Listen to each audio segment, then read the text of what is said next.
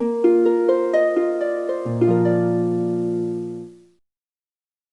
pessoal! Vamos para mais uma aula de História. Espero que todos vocês estejam bem.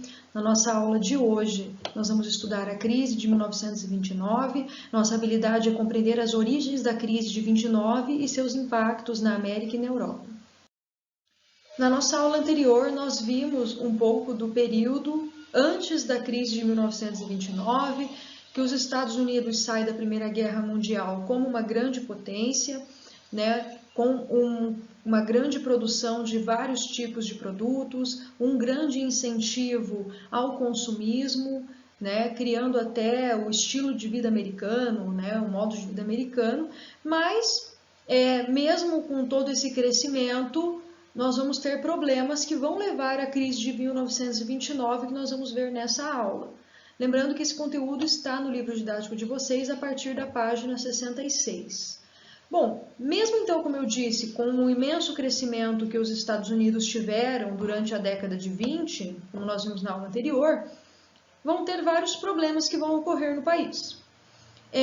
Um exemplo, o processo de produção dos Estados Unidos, com as linhas de montagem que a gente viu anteriormente, ele exigia um mercado consumidor cada vez maior, exigia que as pessoas consumissem cada vez mais para que esse mercado continuasse funcionando, né? Mas não estava alcançando esse número necessário de consumidores. Por quê? Naquele período não havia uma legislação trabalhista que protegesse ou garantisse de muitos direitos aos trabalhadores. Desse modo, os trabalhadores viviam em função das leis de mercado, né? Desse modo, a gente pode dizer que quanto mais pessoas oferecessem a própria mão de obra, menores ficavam os salários. Então, eles recebiam salários muito baixos. Desse modo, a gente pode dizer que por volta de 1925, mais da metade das famílias estadunidenses recebiam salários muito baixos, que podem ser caracterizados como salários miseráveis. E esse salário muito baixo não permitia que essas pessoas consumissem o que o mercado americano estava oferecendo para elas, né? Também, desse modo, nós vamos ter aí já o princípio de uma grande crise. A introdução também de novas tecnologias na indústria e na agricultura acabou substituindo vários trabalhadores por máquinas. Desse modo, o número de desempregados aumentou, né, com o surgimento dessas novas tecnologias.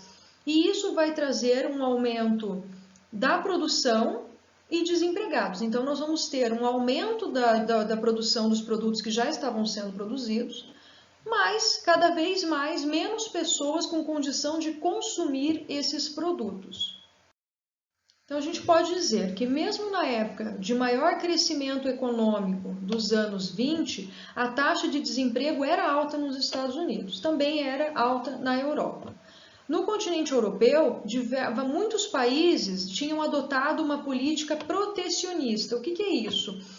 É quando eles buscam, né, proteger, incentivar o desenvolvimento, né, e a produção de comércio nacional. Então, eles vão proteger, buscar protecionismo, né, o nacionalismo ali para proteger o seu próprio desenvolvimento de produtos, né, e o seu comércio. Isso, claro, vai levar à diminuição do consumo dos produtos norte-americanos, que estavam sendo produzidos em larga escala. Esses acontecimentos, então, também se deram enquanto os Estados Unidos era o país mais rico da época. Então, estavam acontecendo todos esses indícios, né, de uma possível crise, e a gente também pode destacar que as grandes potências europeias estavam se recuperando, estavam buscando se recuperar, né, após a Primeira Guerra Mundial, e elas voltaram a atuar no comércio mundial. Então, começaram a reduzir aquela influência que os Estados Unidos tinham sobre elas e que conquistou com a Primeira Guerra. E como os Estados Unidos era o país mais rico da época, mesmo em torno de todos esses acontecimentos, os donos das fábricas, os fazendeiros americanos, eles não pensavam que uma crise poderia acabar, destruir, né, com a sua riqueza, com os seus negócios. E esse também vai ser um dos motivos que vai contribuir, né, para a crise, porque muitos deles vão buscar empréstimos, vão hipotecar imóveis em bancos para buscar ampliar cada vez mais a sua produção, acreditando que desse modo iriam evitar a crise. Mas ao contrário, eles terminariam endividados, né? Então todos esses fazendeiros, investidores e tal, vão terminar endividados nessa situação. Aí eu destaquei aqui para vocês que vamos chegar à quebra da Bolsa de Valores de Nova York, em meio a toda essa situação, esse panorama já avisando que iria ocorrer uma grande crise.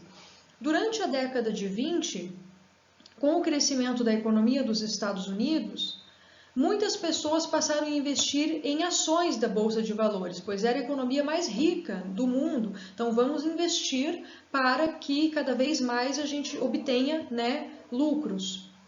E por muitos anos, por alguns bons anos, esse mercado ele fez milionários da noite para o dia, né? Então é um mercado que estava funcionando para muitos sonhadores.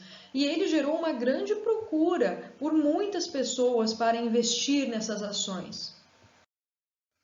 Então, em 1929, nós vamos ter, né, uma explosão desse processo econômico e financeiro que vai gerar crises históricas, né? Uma dessas crises foi a crise de superprodução, na qual fábricas e fazendas tinham excesso de produção, como eu falei para vocês, e elas caminharam rumo à falência e tiveram que demitir milhares de funcionários, porque era uma superprodução, produzia-se muito e não havia quem comprasse mais aqueles produtos.